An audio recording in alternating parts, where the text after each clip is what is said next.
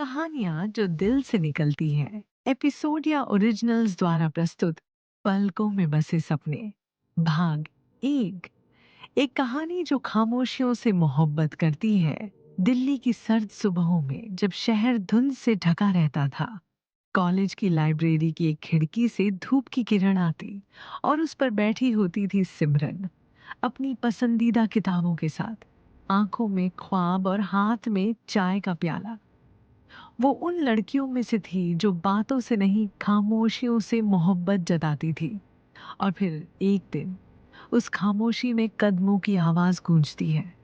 माफ करना, ये सीट खाली है। सिमरन ने बिना देखे कहा। सीट खाली है, लेकिन ख्यालों में मत टपकना। लड़का हंस पड़ा।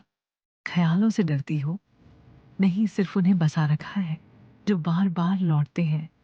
वो लड़का था आरव, टेक्निकल दिमाग और दिल से फुल फीलिंग्स वाला।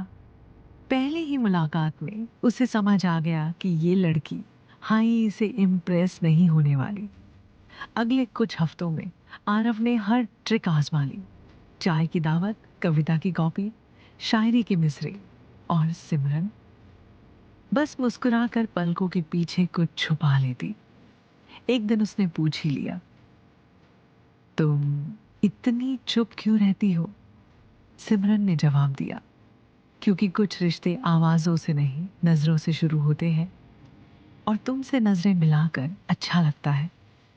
उस दिन के बाद आरव हर रोज़ लाइब्रेरी आता, एक ही किताब पढ़ता, गुलजार की कविताएं, सिर्फ इसलिए कि वो जान चुका था यही है उसका पासवर्ड सिमरन के दिल तक पहुंचने का।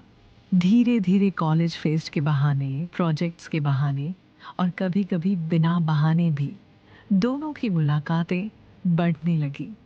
आरव का मजाकिया अंदाज, सिमरन की गहराई, दोनों एक दूसरे के विपरीत थे, लेकिन जैसे दो पन्ने जो एक ही किताब से निकले हों। एक शाम जब दोनों छत पर बैठे थे और सूरज धीरे धीरे डूब रहा था, आरव ने पूछा, अगर मैं कहूं कि मैं तुम्हारे ख्वाबों का हिस्सा बनना चाहता हूं तो?